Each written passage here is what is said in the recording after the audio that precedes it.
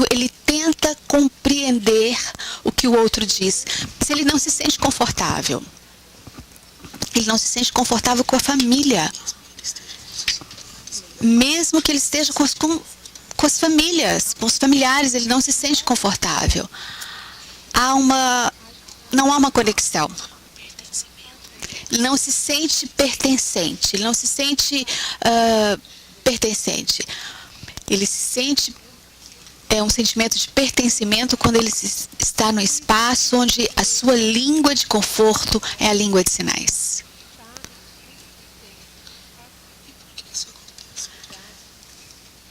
Há um sentimento de pertencimento.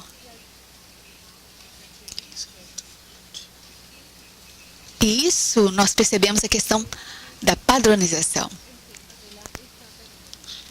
Num ambiente onde não há o conforto da língua de sinais,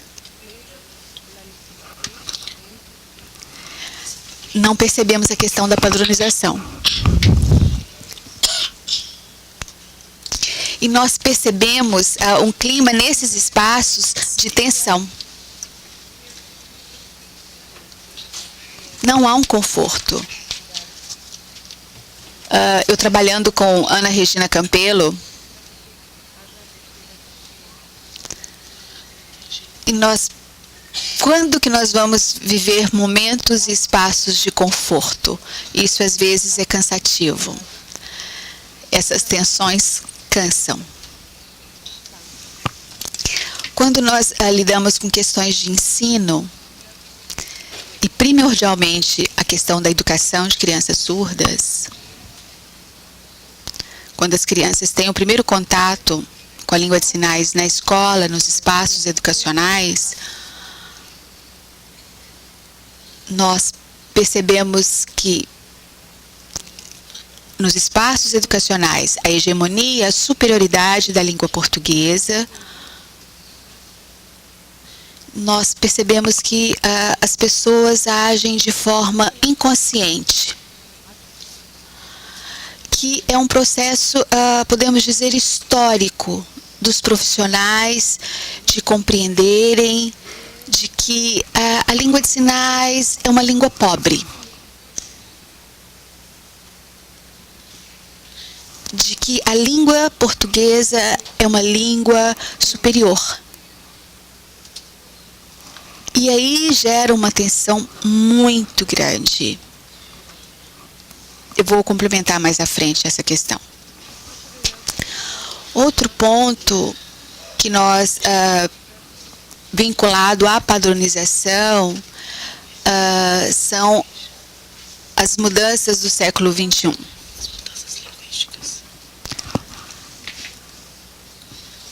São as mudanças linguísticas do século XXI. Isso aconteceu de forma muito rápida.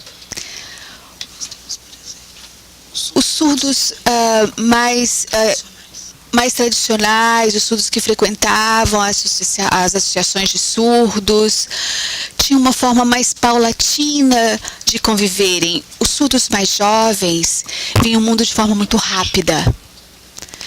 A tecnologia ela é muito rápida, as redes sociais, as formas de comunicação agem de forma muito rápida. E os surdos mais idosos, mais velhos, não. E essa mudança tecnológica foi muito rápida. E os surdos mais idosos não acompanham. Por exemplo, a minha mãe, que tem 83 anos, minha mãe, ela faz dessa forma, não consigo acompanhar. Eu não entendo. Porque tem uma forma mais devagar, mais lenta de perceber. Mas as informações tecnológicas hoje, por exemplo, na rede social WhatsApp, as postagens são muito rápidas. As informações são muito rápidas. E é uma mudança muito rápida. Então, a língua de sinais, hoje, ela tem um outro caminho, outras formas. Um outro exemplo que eu vou mostrar para vocês. Esse exemplo está na pesquisa que eu estou fazendo com o professor Dionísio, aqui na Universidade Federal de Santa Catarina. Desculpa, professor Dionísio, professora Juliana. Nós estamos trabalhando na questão da gramaticalização e percebendo a diferença entre esses dois grupos de jovens, surdos mais velhos, surdos jovens, mas que não vou apresentar aqui agora, mas numa outra palestra, mas só para vocês verem um exemplo, por favor. Clique. No vídeo, por favor. É no vídeo. Isso.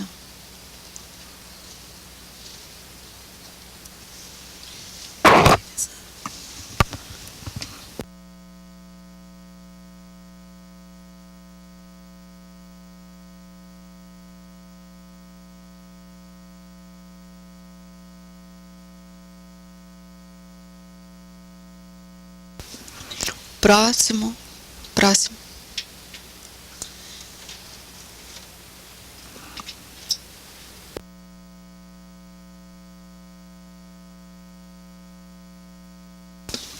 A mesma história, vocês perceberam a forma diferente com que um e outro apresentou a história. E a minha mãe realmente está certa.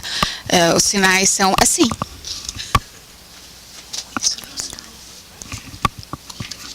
Com muita velocidade.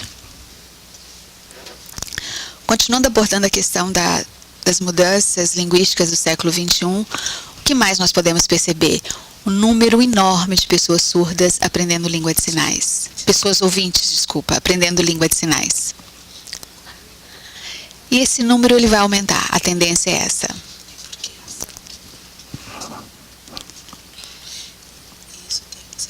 E isso tem uma certa implicação na língua de sinais.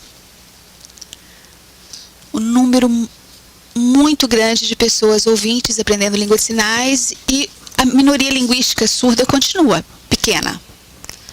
Isso implica em questões éticas na comunidade surda, porque a comunidade surda continua sendo uma minoria linguística e oferece para as pessoas ouvintes a língua de sinais. E as pessoas ouvintes se tornando proficientes na língua de sinais. E qual a implicação disso na língua de sinais? Qual a implicação disso na padronização das línguas de sinais? O que isso vem para o futuro? Próximo, por favor. A questão tecnológica, o impacto disso nas questões tecnológicas. Isso traz uma mudança. Uma mudança que favorece a comunidade surda. Por exemplo, a comunidade surda em contato com outras línguas de sinais.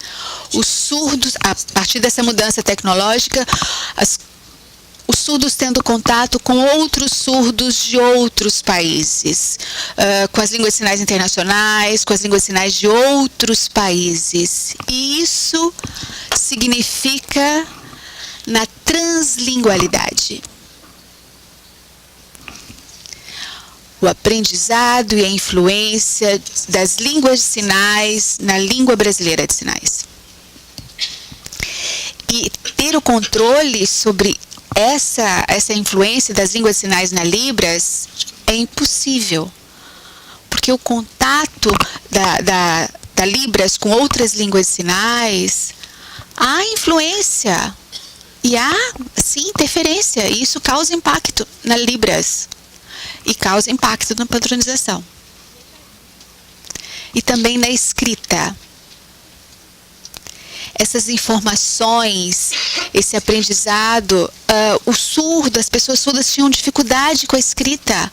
Hoje, com o advento da tecnologia, com a produção escrita, o surdo tem produzido muito texto escrito. Mas fica claro o que nós abordamos anteriormente, a influência. A influência do português na escrita. E o contato com outras línguas as redes sociais, as mídias, as informações, o acesso através da tecnologia, das mídias. O que isso influencia nas mudanças de regras? Por exemplo, como eu estou aqui, há regras para a conversa em vídeo com uma mão segurando, por exemplo, o celular. Nós conversamos com uma mão. Eu posso criar regras para conversar em língua de sinais com uma mão, próximo ao celular. Nós mudamos as regras. E isso influencia na padronização. E isso são práticas sociais da língua. A tecnologia causando impacto nessas questões das práticas sociais da língua. O Rodrigo Machado, está aqui, Rodrigo? A dissertação de mestrado do Rodrigo, onde o Rodrigo fez uma pesquisa aqui no Letras Libras, onde ele trouxe a questão das influências de outras línguas de sinais na língua brasileira de sinais, que causando impacto na padronização.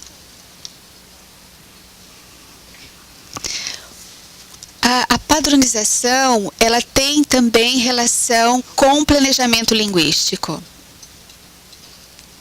porque isso traz uma segurança. De que forma? Por exemplo, como o Rodrigo, enquanto pessoa surda, na sua pesquisa, identificando as interferências de outras línguas de sinais na língua brasileira de sinais. Dentro da comunidade surda, de que forma a própria pessoa surda, enquanto pesquisador, identificando essas interferências. Então, é importante nós compreendermos essas práticas sociais. Ou se houve ou não interferência. Há essas variedades. E é importante, por exemplo, a questão, se houve essas interferências, se essas interferências foram difundidas, que se faça o registro. Onde essas práticas sociais estão? Rodrigo Custódio, na pesquisa de doutorado dele,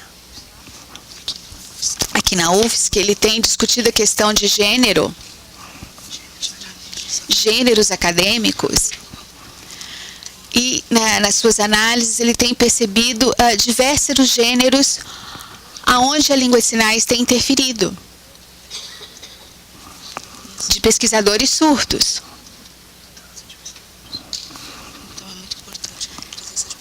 A importância de pesquisadores surdos discutindo essas questões. Então, o tema padronização das línguas de sinais, o que realmente essa questão significa?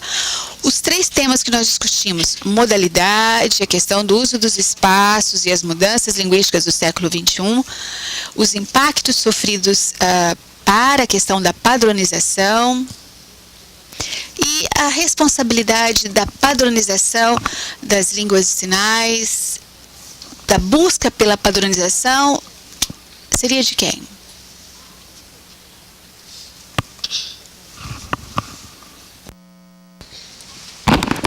Então, nós temos ouvintes profissionais que atuam nas escolas, os tradutores e intérpretes também, e demais profissionais que trabalham com a língua de sinais. Nós temos também influências do poder público e de autoridades que, de certa forma, por exemplo, secretarias, ou até mesmo o MEC, o que difunde aí materiais, dicionários e tudo mais, e isso, de certa forma, tem a ver com a questão da padronização. Nós temos também os agentes que podem ser esses profissionais, que podem ser essas autoridades, o poder público, e que também podem ser os profissionais ouvintes. E por que isso acontece? Um ponto importante é que nós temos pesquisas em andamento e que vem mostrando que as escolas em que você tem mais alunos, pessoas ouvintes, e que não têm tido essa preocupação com relação à língua de sinais. E essa preocupação ela deve existir. Então, nós temos aí profissionais e intérpretes atuando, e a emergência de profissionais nessa área. Nós temos sinais sendo criados em diferentes situações e que são, muitas das vezes, condensados em materiais e difundidos, e essas crianças têm apreendido esses sinais, e quando eles vão para a comunidade, acabam não se tornando compreendidos. Então, neste caso, nós temos divergência de sinais, né? Isso tudo porque pressupõe-se a existência de uma lacuna, de uma falta de sinais em determinadas áreas. Então, quando se tem um ensino para ouvintes e você ensina baseado no sinal, o ouvinte acha que ele tem essa necessidade, essa carência de ter sinal, palavra para tudo. E aí, quando não se tem essa equivalência o tempo todo, ele pensa da necessidade de se criar sinais. E isso não é o válido para a comunidade surda. A comunidade surda ela tem uma outra concepção com relação a isso. O ponto de vista da comunidade surda é extremamente divergente, diferente. Então, quando você tem aí essas diferentes concepções, essas discussões acontecendo de sinal, tem sinal, não tem sinal, o surdo às vezes sempre, a queixa do surdo com relação à padronização é com relação à interferência que o português tem tido na sua língua, e que a língua de sinais ela não tem que ter essa dependência, essa imposição da língua portuguesa. As queixas da comunidade surda são outras. Então, quando se tem a questão de surdos, eles criam sinais também, mas de uma maneira natural, e isso é difundido de uma maneira muito natural também, porque isso acontece no espaço em que a comunidade se comunica, que é um ambiente natural. Agora, quando você está falando do ambiente das escolas, esse movimento ele acontece de uma maneira diferente. E daí, quando você tem essa criação exacerbada de sinais, você, de certa forma, acaba criando esses sinais para o preenchimento de lacunas. Conforme eu havia dito anteriormente, da diferença de horas que são ofertadas de língua portuguesa e de língua de sinais nas escolas, isso se dá porque muitas das vezes você tem um surdo ali numa escola em que todos são ouvintes. E não existe essa discussão, não existe essa preocupação com relação à língua e com relação àquele sujeito surdo. E isso é angustiante. Isso, de certa forma, acontece, vocês sabem do que eu estou dizendo. Então, muitas das vezes, o ouvinte ele pensa, bom, falta sinais, então a gente precisa criar. E muitas das vezes esses sinais eles são totalmente incoerentes. Ele não leva em consideração questões, os níveis linguísticos da língua de sinais. Então, isso é algo que provoca uma sensação de desconforto no surdo. Porque à medida em que você vai criando sinais sem essa compreensão das regras, dos níveis, isso causa um impacto. Então, quando você tem, por exemplo, aqui na UFSC, você tem sinais na Libras que são produzidos com as duas mãos. Por exemplo, beira-mar, o Shopping Beira-Mar, você tem também, enfim, alguns sinais que são produzidos com as duas mãos. E aí os surdos já conhecem e esses sinais vão sendo difundidos na comunidade.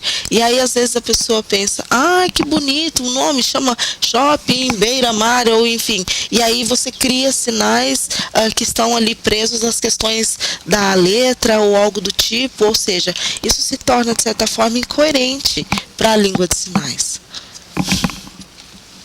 E na medida em que você vai criando esses sinais e difundindo esses sinais, a internet, as redes sociais têm sido um meio em que isso tem se propagado muito.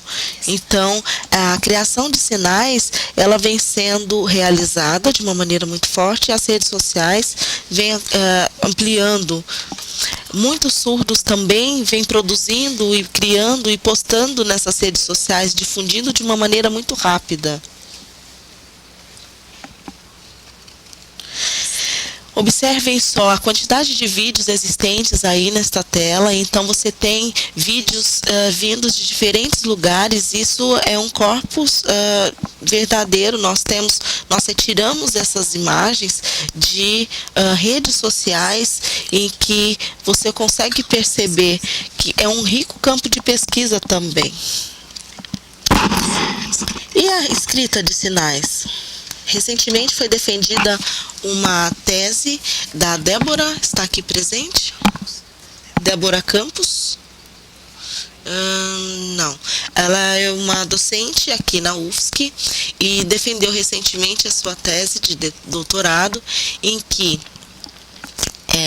foram coletados diferentes textos e foi verificada a questão da concordância dos verbos a partir da escrita de sinais e de que maneira se dava o registro desses verbos na língua, na escrita de sinais. E isso é algo extremamente importante de ser verificado, porque o texto na escrita de sinais, ele também tem essa questão da concordância e é importante de ser ampliado, de ser mostrado essas questões. Grandes descobertas vêm sendo realizadas e nesta tese nós podemos verificar isso, porque durante muitos anos a escrita ela vem sendo considerada somente a partir de textos e a língua de sinais não vem sendo considerada enquanto texto. E nós temos percebido nas pesquisas, nos registros, que nós temos um grande avanço com relação a isso. Isso, de certa forma, diz respeito a uma certa resistência de se produzir na perspectiva, contra as perspectivas da língua de sinais usadas. Existe uma grande resistência dos surdos com relação a isso, essa dependência do português, essa questão de ficar o tempo todo tendo que dizer que não, nós não precisamos disso, isso não é necessário para nós, e o tempo todo isso tem que ser reforçado.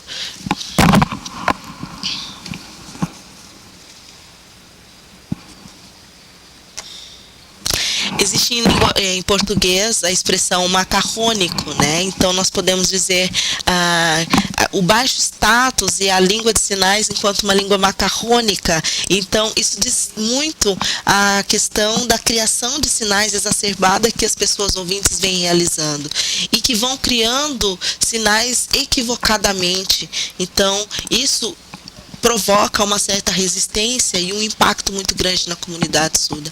Uma outra questão é com relação à imposição, a questão da modo como essa língua portuguesa vem influenciando os sinais, a língua de sinais, a maneira como isso tem sido colocado, e os surdos não sentem essa necessidade, muitas das vezes, dessa imposição, dessa maneira forçada como as coisas vêm acontecendo. Uma outra, com relação às discussões, de quem é a língua de sinais? Dos surdos? Nós temos muitos surdos aqui presentes. Embora os ouvintes sejam a maioria, a língua de sinais, ela é deles? Esse é um ponto importantíssimo de ser tocado e discutido. Porque à medida em que os ouvintes vão aprendendo a língua de sinais e vão ensinando essa língua de sinais, muitas das vezes de maneira inconsciente, a língua de sinais, ela emerge de uma comunidade surda e de falantes dessa língua, dessa comunidade. Então, pode-se dizer claramente que a língua de sinais, ela é a língua dos surdos. E que ela é o ouvinte, as pessoas ouvintes, embora saibam a língua de sinais, embora possam conhecer a língua de sinais e fazer uso dessa língua de modo fluente, a língua ainda assim permanece sendo dos surdos. E as pessoas ouvintes devem ter um respeito com relação a isso. E por quê? Quais são as verdadeiras razões para a existência de uma padronização na língua de sinais? O que se tem por trás disso? Quais são as ideologias existentes? Então, isso tem a ver com a questão da inferioridade, superioridade que uma língua tem sobre a outra. Isso tem a ver com a questão do resguardo, do registro dessa língua. Quais são os impactos que essa padronização tem com relação a materiais que vêm sendo produzidos, como dicionários, glossários e tudo mais? Os dicionários, eles são importantes, sim, e isso tem um impacto na língua. De que modo isso afeta, de que modo isso mexe na língua de sinais? Como se resolver essas questões? Esse é um ponto também importante de ser discutido. Próximo. Bom, então nós trazemos aqui algumas questões importantes também de serem discutidas com relação à modalidade da língua e anatomia dessa linguagem, as relações de poder e as ideologias que estão ali relacionadas, a coexistência dessas duas línguas e a valorização que se tem sobre uma língua com a outra e a relação que existente entre uma língua e outra, a questão também da multimodalidade e da translingualidade. Você tem hoje os Facebooks, as redes sociais, em que é possível você coletar materiais da internet. Você tem materiais múltiplos e riquíssimos ali, em língua de sinais, não somente em língua de sinais, mas também com libras e legenda. Você tem imagens, o recurso de imagens sendo utilizado nesses materiais que vêm sendo produzidos, nesses vídeos. A questão da iluminação, do foco, os efeitos disponíveis, ou seja, existem diferentes recursos, ferramentas e que tem a ver com essa multimodalidade e o impacto dessa visualidade. Quais são esses impactos existentes? Então a gente tem diferentes línguas acontecendo ali ao mesmo tempo dentro dessa perspectiva de translingualidade. O planejamento linguístico em relação à padronização, nos traz também algumas discussões. Então, com relação a esse design do planejamento, o planejamento do próprio corpus, o planejamento da aquisição das línguas de sinais, como vem se dando essa aquisição, o próprio planejamento das modalidades existentes, dessa multimodalidade, todos esses pontos são pontos importantes de serem pensados. E quem? Os surdos. Junto com os ouvintes, é claro, mas nós, ouvintes, devemos respeitar os surdos. Porque a comunidade surda, ela carece, o interesse dessa comunidade é o empoderamento da língua de sinais. É isso que a comunidade visa. E para quê? Bom, por uma questão de estabilidade. Por que essa estabilidade ela é importante? Nós temos, por exemplo, ontem na fala da professora Mariana Stampf, em que ela disse que nós temos o Exame Nacional do Ensino Médio, o Enem, e outras avaliações a nível nacional, em que você tem a produção de vídeos sendo distribuídos em todos os estados. Há necessidade de se pensar uma padronização. há uma necessidade de se pensar a estabilidade dessa língua. Então, isso tudo deve ser planejado. Esses registros, esse resguardo, ele precisa acontecer e para que a língua não se perca.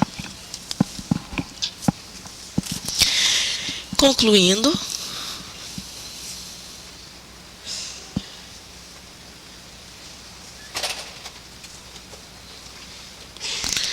se os surdos eles estão ali dentro de uma comunidade e que não se tem uma discussão a respeito dessas questões, de modos de solucionar essas questões, os surdos eles podem se sentir ameaçados, porque essas são questões importantes de serem discutidas e, na verdade, existem sim influências já sendo já postas e que vêm ameaçando esta comunidade. Às vezes você fala, mas é uma boa pessoa, ela tem boas intenções, mas sempre se tem uma ideologia por trás.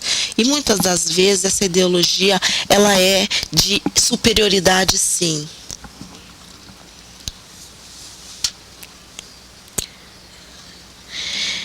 E o caminho que deve ser trilhado é na questão do respeito. Ela deve ser pautada no respeito, na pacificação.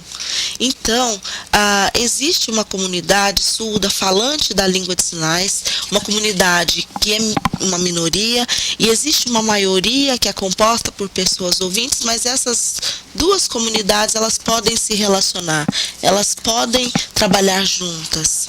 E é isso. Muito obrigada.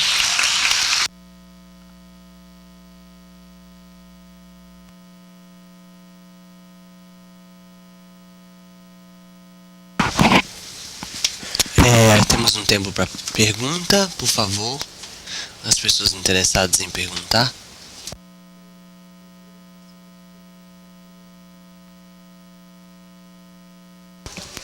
Será um tempo para 5 perguntas.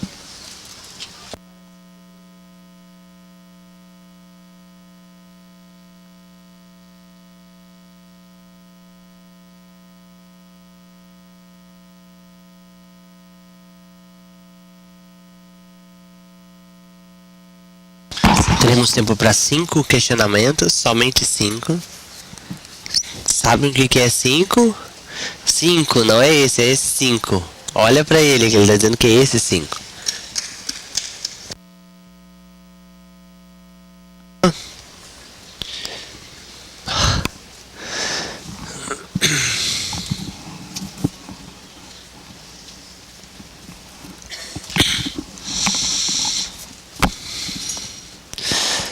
Nossa, eu realmente fiquei muito feliz em ver a sua palestra, muito impactado com os assuntos que você levantou. Eu fiquei refletindo, né, sobre como o mundo tem evoluído e como isso tem contribuído com a comunidade surda, né? Essa é uma discussão importante para todos os surdos, né? Um avanço nesses aspectos tecnológicos para a comunidade surda. E pensando nesse impacto, nessa mudança, né, que a gente tem também, não só essas questões tecnológicas, mas a questão das legislações, né? E esse ponto do ouvinte que aprende a Libras como L2, é como integrar as duas comunidades. Eu sei que a língua de sinais ela vai continuar existindo no mundo, né? Mas pensando e refletindo um pouco, né? Como pesquisar essa língua de sinais e fazer com que ela não se perca, que ela permaneça, né, na comunidade? De que modo a gente pode pensar nisso?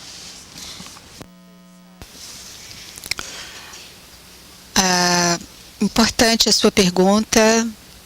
Eu realmente não toquei nesse tema. A tecnologia, por exemplo, a questão do implante coclear.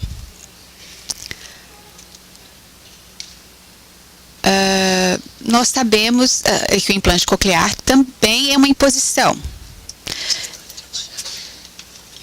de que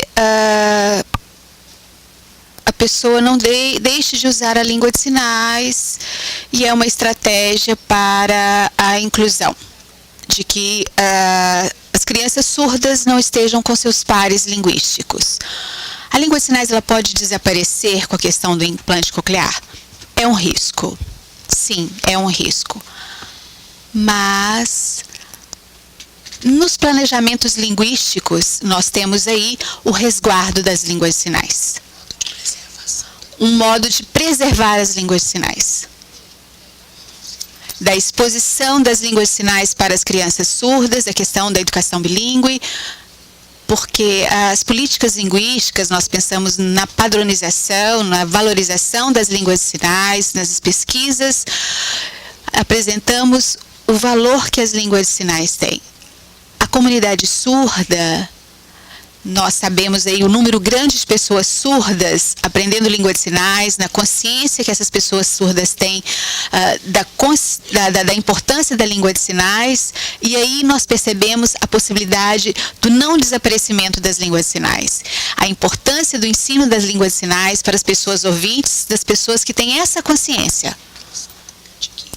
De adquirirem essa consciência da valorização das línguas de sinais. Esse é um ponto positivo.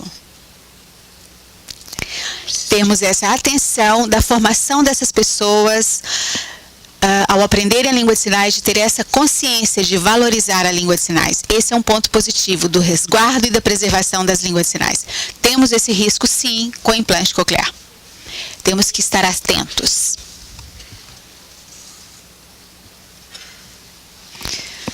Esperar.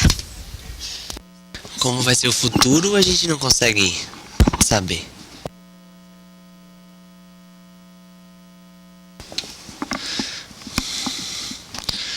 Bom, eu sou aluno aqui da UFSC, no Polo de Minas Gerais. Eu estou fazendo meu TCC e futuro também quero fazer mestrado especificamente sobre esse tema da padronização das línguas de sinais. E, por exemplo, nós percebemos muita diferença, né, da região norte do país e a região sul, e uma resistência, né, de alguns sinais, né. Então, existe a possibilidade de um espaço onde que os surdos pudessem eleger qual termo eles preferem, por exemplo, o termo que seria utilizado no Enem, ou poderíamos respeitar esses termos de cada determinada região, porque cada região trabalha esses termos de um modo, né, com a terminologia específica. Então, que seria possível criar algo nesse sentido? Câmera na palestrante, por favor.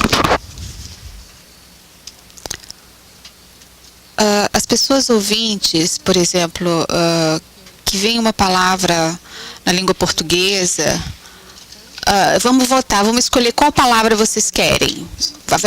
Já houve uma eleição para selecionar um vocabulário? Não. Por que tem que ter eleição para selecionar um vocabulário nas línguas de sinais?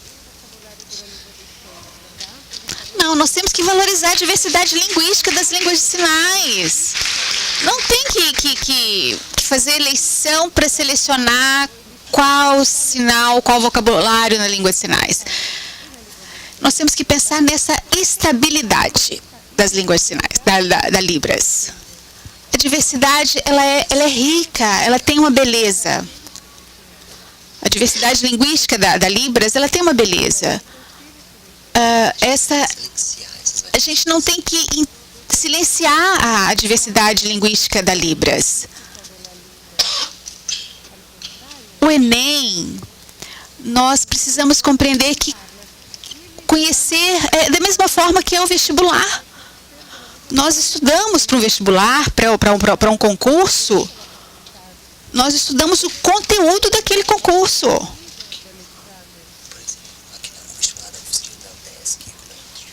O vestibular da UFSC e da UDESC é completamente diferente. O candidato tem que se preparar para os dois concursos.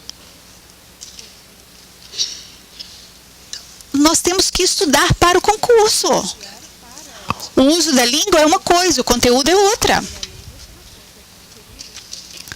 Então, nós temos que estudar o conteúdo do Enem.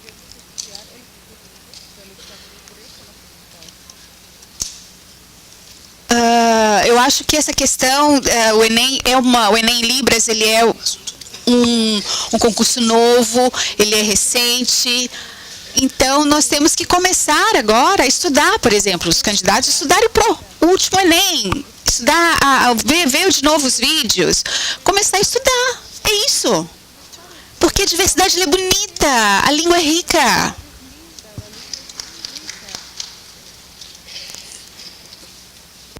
Quando eu fiz vestibular do Enem, vestibular da UFSC, ele era diferente também. Olha, nós temos que ter cuidado com relação ao contexto.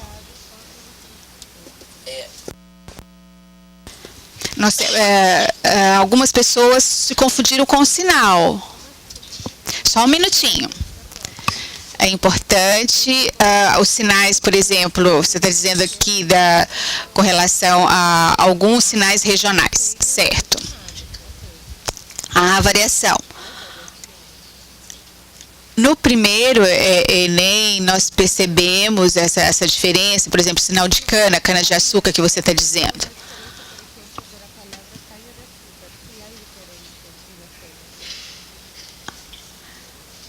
Nós percebemos, por exemplo, sinal de cana-de-açúcar que foi feito dessa forma. Na região norte, nós percebemos essa diferença no outro concurso, mas foi um processo novo. Nós estamos reformulando. Aí nós vimos dessa forma, esse sinal para cana nós não conhecíamos. É um processo. Então, na língua, a gente não pode votar para escolher, a gente tem que respeitar a variedade linguística.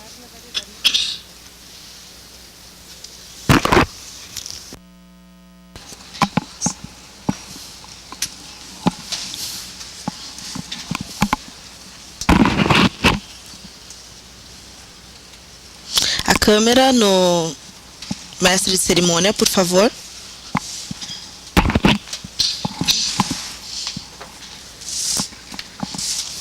Bom, então nós agradecemos a professora Ronice Miller de Quadros por a sua participação. Entregaremos agora um presente.